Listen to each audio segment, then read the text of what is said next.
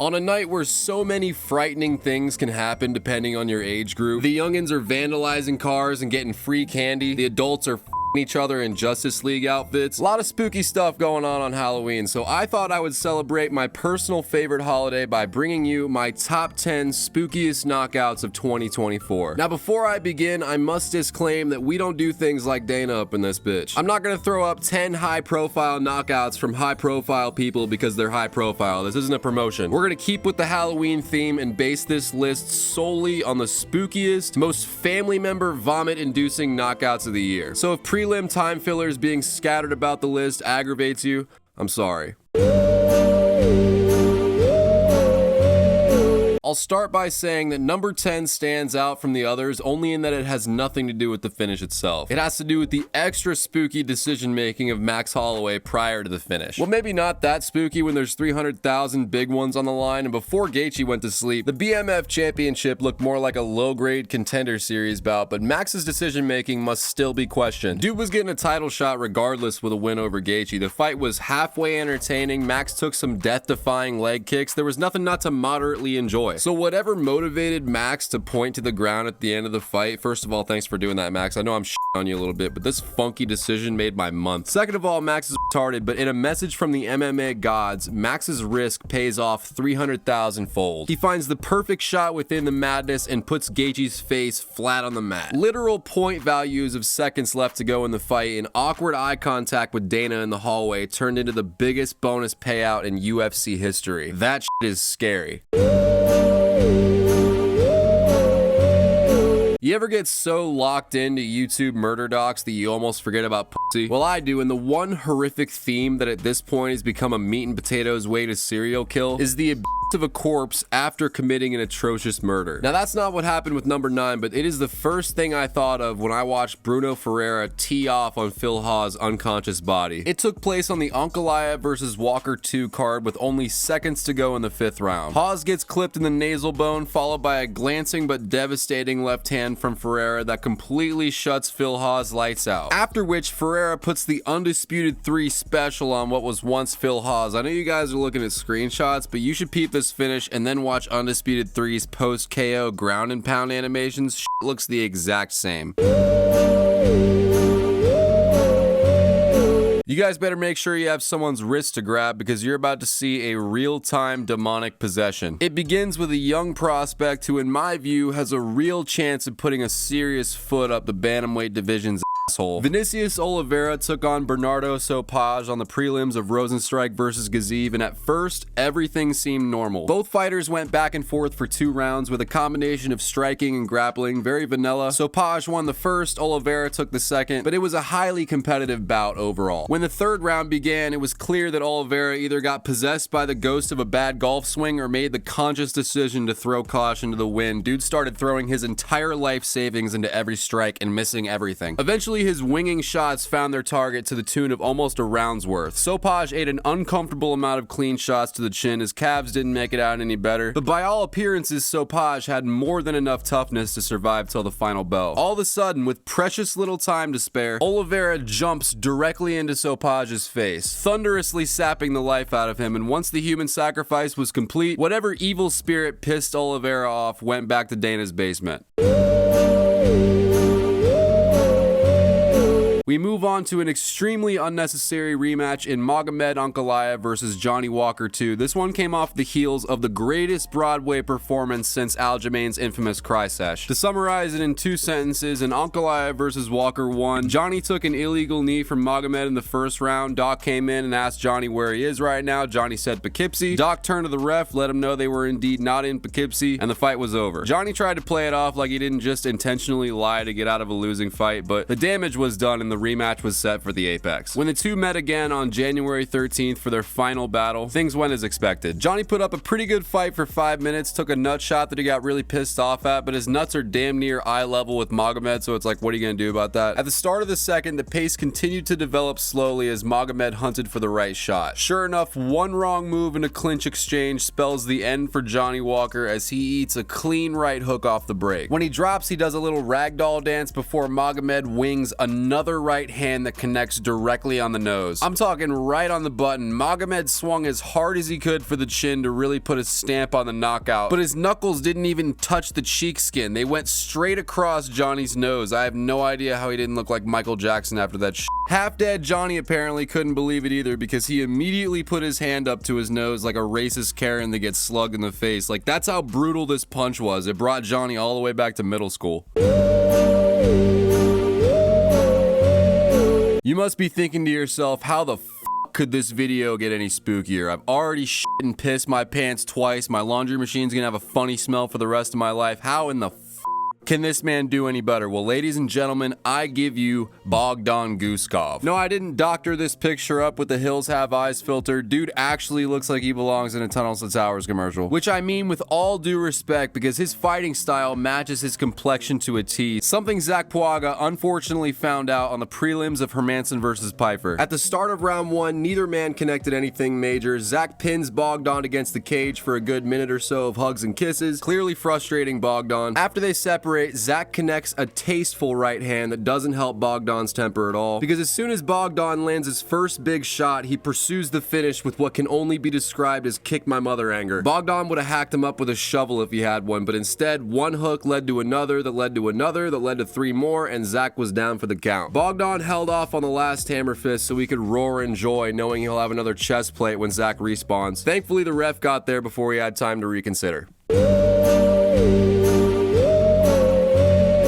Our next victim happens to be the man, the myth, the legend, Jack Shore. And I'll preface this by saying I watch a lot of funky shit on the internet. Shit that's so beyond Halloweeny, they don't even allow it in YouTube's restricted section. So when I say this next clip goes head to head with any cartel decapitation, not only is the pun intended because they fought in Rio, but I also mean that statement literally.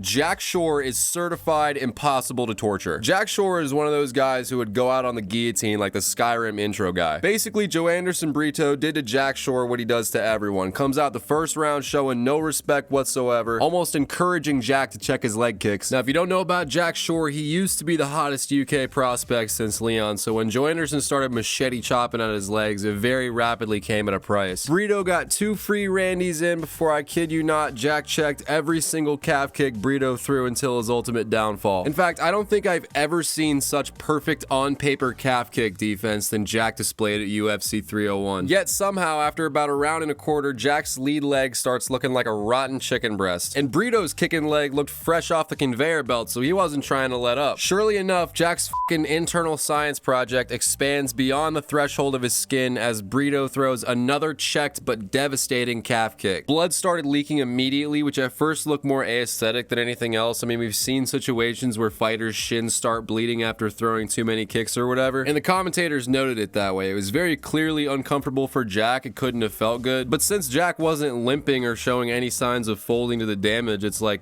it, let this prison continue. Now, what the commentators couldn't see was what was actually happening, because even cage side, they had a shitty angle of the injury. Once Jack and Brito made their way to the commentary booth, fun and games turned into shock and dismay. Jack's fucking roadkill meat leg faced directly towards the gang, giving them a perfect visual. DC looked like he was gonna throw up his Slurpee. Anik was so distraught he almost short-circuited and started talking about Jack's custody battles. There was no question the fight was soon to be stopped, but just before the inevitable, Brito discovered his opponent's ailment. Without a second of hesitation, Brito puts himself right in a position to land 2 punches straight to Jack's new liver. And look at Jack's face. This dude should be questioning terrorism suspects. Whatever he thinks is painful enough to wince at would buckle the bravest of souls, I guarantee it.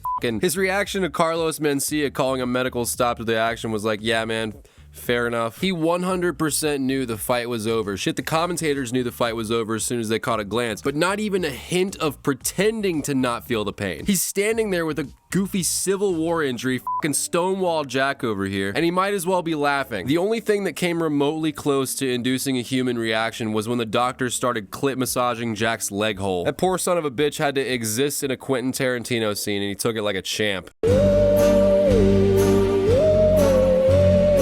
If you ever wondered what a man's face would look like without a face on it, you're probably looking into anatomy school. But in Drew Dober's case, he knows the answer to that question from personal experience. It was a warm summer night somewhere deep in the mountains of Colorado, and Drew Dober was defending his tenured paycheck for the 17th time against John Silva. When the bout began, everything seemed normal. The winds were calm, Silva was sociopathing around the octagon while Drew did his big chin thing. All was f***ing well, bro. At about 3 minutes 7 seconds, Silva lands a pretty nonchalant counter left hook. Didn't look like much, but apparently it triggered one of those Blitz the League 2 cutscenes on Drew's eyebrow, because within 3 seconds the blood started a-spewing. It's really a testament to Silva's power, because when he connected, it was all glove. I don't know if he was lining those bitches with Legos, but the gash he opened up almost went down to the brain. Drew shook it off like you'd expect somebody who gets as much pussy as he does to do, but now here's where it gets big spooky. John Silva, for the rest of the disgustingly long fight, goes out of his way to target Drew's cut. I don't mean he throws another left hook when the chance presents itself. I mean he starts throwing his right hand's left. His right cross became a right eyebrow cross, and the left hook became Silva's counter for everything. All the while sprinkling in autistic mid-round glove touches that should frankly be a misdemeanor at this point. The carnage lasted a good 2 rounds before Drew's cut got so deep that it started leaking gay thoughts, so Herb Dean was forced to call in the doctor. It wasn't really much of a question whether the fight was going to be stopped. I mean, look at that shit.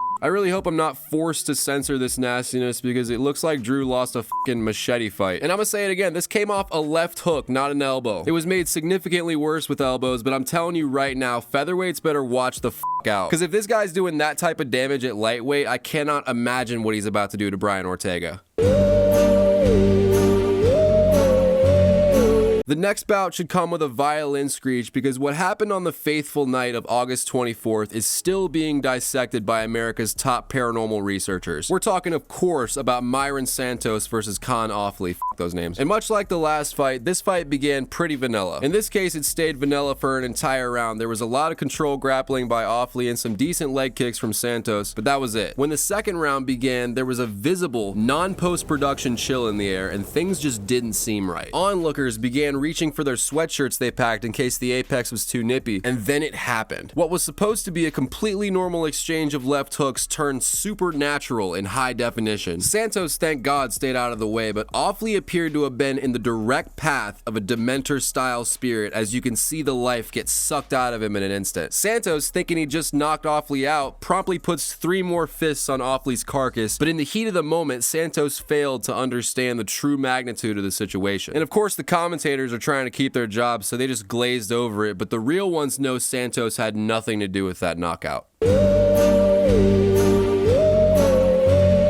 The sheer gruesomeness of the next situation may be just enough to get this video demonetized, but what's life without a risk? What you're about to see is the MMA equivalent to every villainous fictional character who gets his comeuppance so bad you almost feel sorry for somebody you're absolutely not supposed to feel sorry for. Like, remember when Theon Greyjoy got his cut off and all type of shit, and you're just like, does he really deserve all that for one friggin' used up fucking used to be Master of Arms non-character? I don't think that warrants a lifetime of cartel torture and wiener games. Weird serial killer wiener games. That's how I felt when I watched Zoo Theon Wrong versus Chris Padilla on the prelims of Burns versus Brady. The first round started with a lot of nothing, just feints and reads. At the 3-minute 19-second mark, Wrong Zoo, or Zoo Wrong, or whatever his shitty name is, pulls a reverse John Jones and tries to conjure an eye poke out of nowhere. Padilla hit him with a clean right hand, followed by a split-second clinch exchange. No eye poke to be seen. I reviewed this frame by frame like 19 times, unless Padilla's finger Mr. Fantastic around the side of Zurong's face to his eye socket like an apple worm. It didn't fucking happen. Yet Zoo takes the next few moments to give a ref-style warning to Padilla about the alleged eye poke. Neither the ref nor the commentators acknowledged it whatsoever, and Hadley kind of looked at Zoo like a special ed student, but the fight trailed on for another round. Padilla even had the decency to close his fists all the way, even though his fingers weren't pointed towards his opponent in the first place. Despite this adjustment, the second round found more controversy, as a clean elbow from Padilla is again gaslighted into an eye poke by Wrong. And again, the ref is having none of it. What happened next was nothing short of horrifying. Before the little corner of the screen replay box had time to pop up, Wrong Zoo's eye had already turned into a complete fucking catastrophe. The fight could have been stopped right there on the spot. Wrong Zoo's eye looked like it was about to explode. It looked like Joanna's balloon head isolated to an eyeball. Fucking makes me sick to my stomach. And you got stupid Wrong Zoo trying to throw the blame on poor Padilla, who didn't do a single thing wrong the entire fight. So of course Padilla says "F that shit" and pushes forward towards the now half-blind Wrong Zoo. Fortunately, Carrie Hadley finished his cigarette in time to save Zoo from another round of punishment. Unfortunately, there was nothing anyone could do to save Zoo Wrong from what must have been the most unique and painful injury I think I've ever seen in the octagon. We have finally arrived at the pinnacle of fright. It took place in an abandoned timber shack somewhere in Missouri that some of the locals refer to as Louis Nascimento prelims. I don't have any idea what that means because I don't speak cousin but I'm assuming it's something spooky. And as the quote official story goes, an alleged drug deal with a metrosexual went horribly wrong, resulting in the unthinkably brutal murder of one and the disappearance of another individual whose last moments were miraculously captured by a camera seemingly set up by the suspected killer. The first few frames show an albeit tense but non-confrontational exchange of sex for drugs, and just when things start steaming up, the metrosexual apparently decides that he's had it with 3 hours of butt stuff for Reggie Eights and makes a frantic dash towards the suspect in what's speculated to be an attempted robbery. When the suspect tries to resist, his face meets what appears to be a foot. It was quick and quite tactful by the metrosexual, and in fact it stunned the suspect for a brief moment. But this small victory switched to pure terror as the victim looked down at the suspect to see him smiling ear to ear. The footage cuts out on the final frame, which is considered by independent researchers the final frame of the metrosexual's life, as his body was found 2 days later scattered throughout the woods surrounding the shack. Authorities were never able to locate the smiling killer and were left with little evidence beyond this tape. It's of course assumed that he is the one who committed this heinous act, but without a trial, the world will never know. This story is not only infamous in the true crime community, it also inspired blockbusting films such as Smile and Smile 2. Yeah, I think I got a little carried away with that last one, but I hope you enjoyed the spookiest knockouts of 2024. Let me know how you feel about me doing seasonal shit. I think it fits me.